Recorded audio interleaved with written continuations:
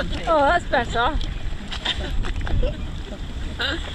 Okay, we're recording. Just doing a start now. It's blowing quite windy now. It's a good force 4. And we're just doing some little mini races with our group.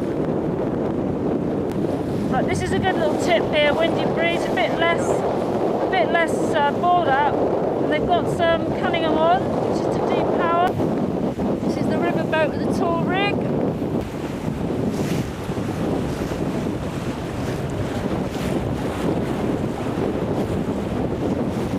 He's looking quite a bit more open at the top now, just coming into attack. The rig was looking very nice before.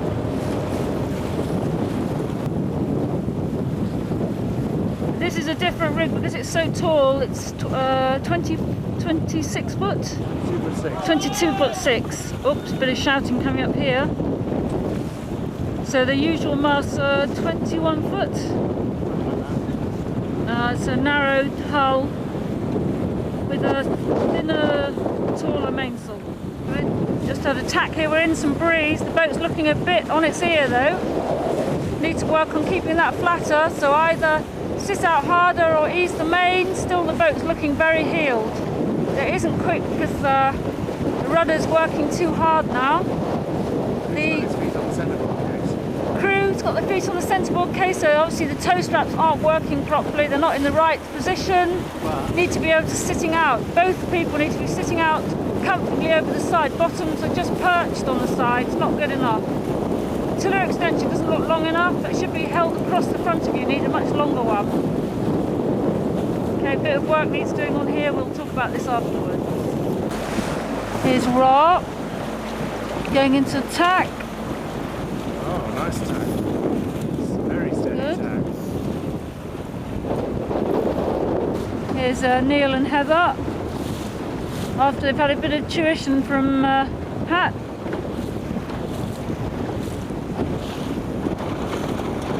Oops. What's happening here?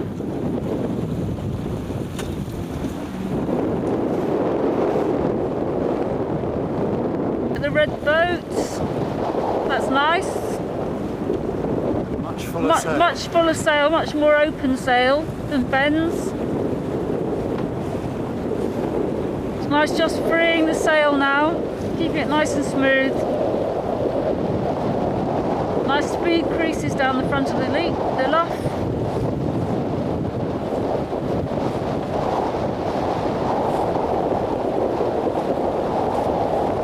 Going into attack. Jib's very nice there, going through the tack. Just squeezed on now after the tack, that's good.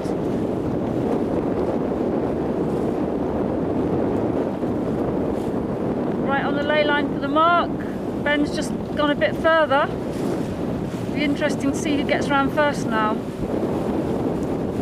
Red boat's going to just come in and going straight onto the run this time, bearing away. Get that main right out, kick her off. I think the kicker's still on.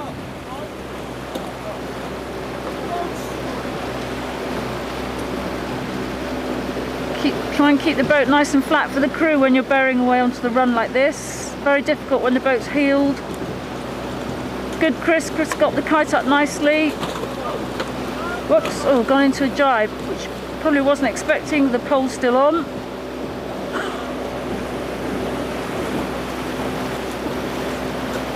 Well done, Chris, managed to get the pole off. Boat just jibing now, pole's off. Pole's off, pulled the kite back, that's Yeah, good. that's good, that's good. Oh, what's happening? God, somebody's taken them very wide around the mark here. Somebody else nipping inside, which is good.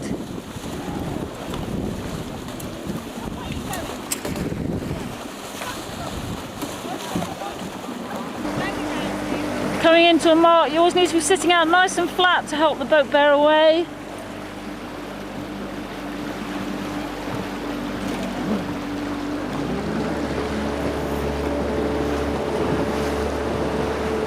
Right, pole's gone on. Kite's coming up. Helm's keeping the boat nice and flat. That's not bad. Good, good work. Well done. have a look at this. Oh, a long time before the jibe happened. Yay! That was really because the pole came off and it took far too long to make the jibe. The boat turned too much.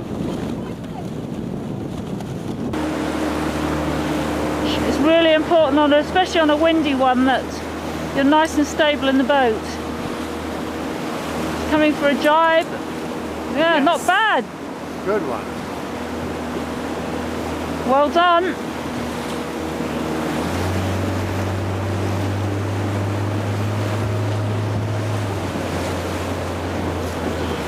And the boat was kept very steady for the crew there. That's very good. Here we go. Mike's in with Douglas. Oh, the kite came back really nicely. Whoops! Oh, just blew in. Right. That's hopeless. God.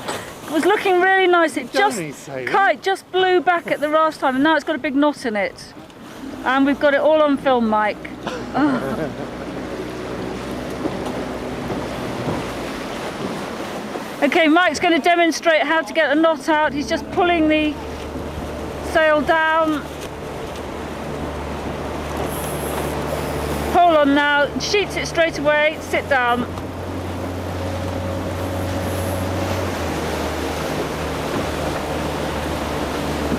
Nicely set. Away they go. Pole looks very low on this one. It's really tightening up the leach of the spinnaker. The one to the left of it, 3, 5, 4, 6, the pole looks quite high, so it just shows the pole angles. They are quite critical to flying the spinnaker. Let's have a look at some jibes. Pole coming off. Remember to flick the kite back, that's good. Oh, it's a bit of a sharp turn on the white boat there. Good jibe on the one inside. Kite's flying, good. Good jibe from Lorna there. Very good. Okay, down the run, really important that the boat just comes over, in these conditions, just comes over to windward on top of you a little bit. Ben's doing quite a good demonstration of this. The crew wants to be sitting right down to leeward in the little box, sitting forward.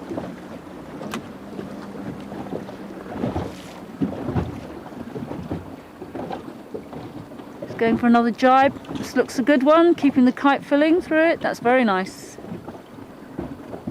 Nice and steady. Boat's nice and steady.